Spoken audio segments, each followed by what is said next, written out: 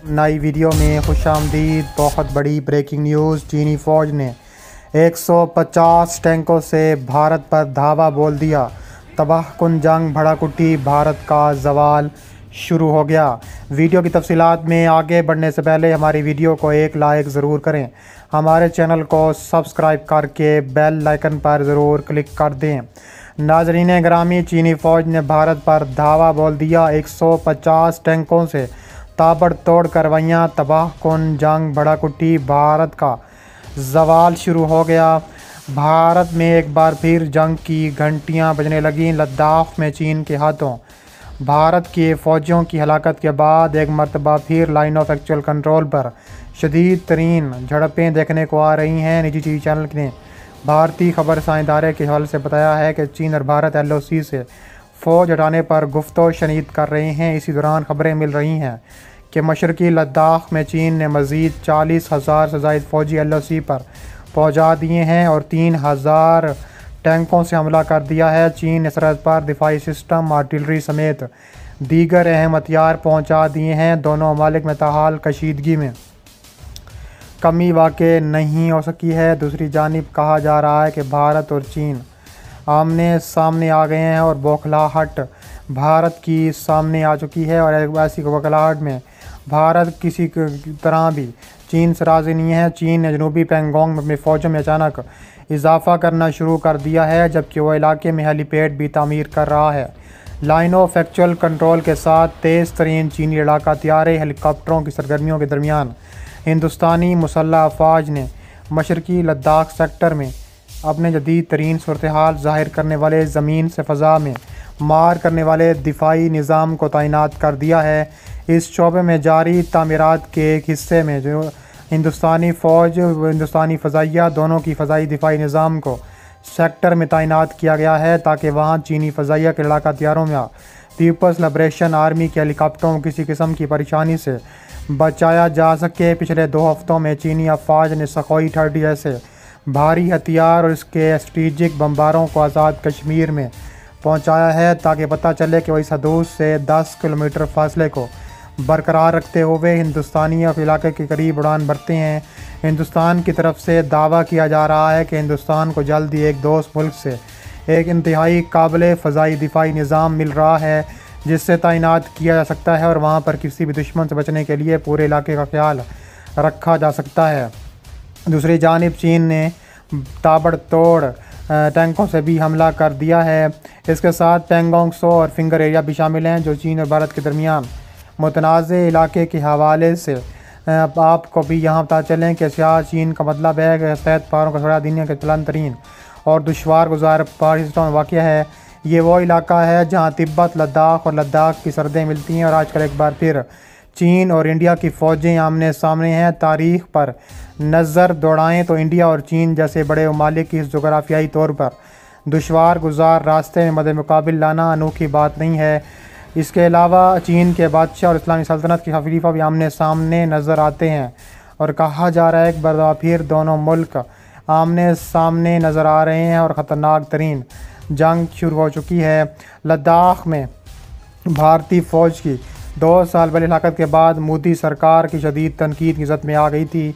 भारतीय मीडिया के मुताबिक कांग्रेस रहनुमा ने कड़े सवाल उठा दिए हैं। एक ट्वीट में उन्होंने कहा है कि वज़ीर-ए-आज़म मोदी क्यों खामोश हैं, वो क्यों छुप रहे हैं। उन्होंने कहा है कि नरेंद्र मोदी बहुत हो गया, हम जानना चाहते हैं कि लद्दाख में क्या हुआ। चीन ने भारतीय फ़ौजियों को मारा, हमारे इलाके पर कब्ज़ा किया, वो खामोश क्यों हैं। भारतीय मीडिया का कहना था कि भारत और चीनी फ़ौज से झड़प पीर की रात लद्दाख की गलवान वादी में हुई थी। खित्ते का अमन तबाह करने के लिए भारतीय अज़ाइम को चीन ने खाक में मिला दिया था। चीन भारत की मुतनाज़ सरहद पर झड़प में भारतीय फ़ौजियों की हलाकत का 45 साल में पहली बार भारत को इतना भारी नुकसान उठाना पड़ा कि भारत ने इब्तदा में 3 फ़ौजियों की हलाकत को तस्लीम किया था। झड़प में भारत के कई फ़ौजी ज़ख्मी हुए थे, जिसमें मज़ीद जान से गए हैं, जिसके बाद मरने वालों की तादाद 20 हुई। इसके अलावा तबसरा करते हुए उन्होंने कहा है कि ऑपरेशन एक ऐसे वक्त में किया गया जब आला ऊंचाई की सर्दी मामलात की वजह से चीन और भारत को तनाव की एक नई लहर का सामना करना पड़ा, क्योंकि इतलात के मुताबिक दोनों फ़रीक़ों ने अपनी सरहदी दिफा को तक़वियत बख्शी है। उसने बताया है कि यह पूरा अमल सिर्फ चंद घंटों में मुकम्मल हुआ, जिसमें चीन की जानिब से सरहदी दिफा को जल्दी से करने का सलाहियत का मुजाहरा किया गया। इसके अलावा ब्रिगेड के तरबियती शोबे के सरबराह मेजर कर्नल माऊ ली के हवाले से CCTV ने कहा है कि इस मशक़ में न सिर्फ तारिक फ़ौजों के माने में नकल हरमल के मज़ाये में अहम पेशरफ देखने में आई है। इसके अलावा हिंदुस्तानी वज़ारत ख़ारजा ने एक बयान जारी किया है, जिसमें कहा गया है कि हिंदुस्तान और चीन के फ़ौजी अफसरान के माबैन बातचीत खुशगवार और पुरअमन माहौल में हुई है। हिंदुस्तानी मीडिया रिपोर्ट्स के हवाले से बताया है कि भारत ने 2020 तक जमूद की बहाली का मुतालबा किया था। इससे पहले प्योंगयांग झील के सामने लद्दाख में तसादुम शुरू हो गया था। भारत ने चीन से यह भी कहा है कि वादी गलान के करीब अपनी नकलो हरकत को कम करें और फ़ौज को इनके असल मकाम पर भेजना शुरू कर दें। मशरकी लद्दाख में लाइन ऑफ एक्चुअल कंट्रोल के करीब ढांचे की तमीर करते हुए चीन मरूफ झील पैंगोंग झील पर एक नया पुल भी तामीर कर रहा है। भारतीय पार्लियामान में भारत के मकबूजा इलाकों की हैसियत और चीन भारत सरहद और मौजूद सूरत हाल से मुतल्लिक एक सवाल किया गया था। उसका जवाब देते हुए वज़ीर ममलिकत बराए ख़ारजा मुरलीधरन ने यह बात कही है कि भारत ने चीन की जानिब से तमीर किए जाने वाले नए पुल का सख्त नोटिस लिया है। उनका कहना था कि यह पुल उन इलाकों में तामीर किया जा रहा है जो सन 1962 से चीन के गैर कानूनी कब्ज़े में पाए जाते हैं। भारतीय हुकूमत ने इस गैर कानूनी कब्ज़े को भी कभी तस्लीम नहीं किया।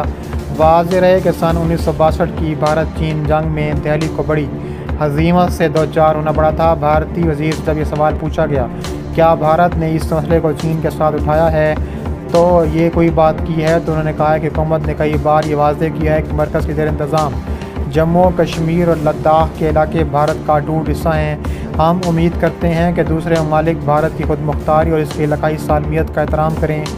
इनसे जब सवाल किया गया कि क्या हुकूमत का लाइन ऑफ एक्चुअल कंट्रोल से भारतीय फ़ौजों का हटाने का दावा दुरुस्त है तो फिर कशीद में कुछ कमी आई, तो उनका कहना था कि इस हवाले से भारत और चीन ने सफारती और अस्करी दोनों ज़राए से बातचीत को जारी रखा हुआ है।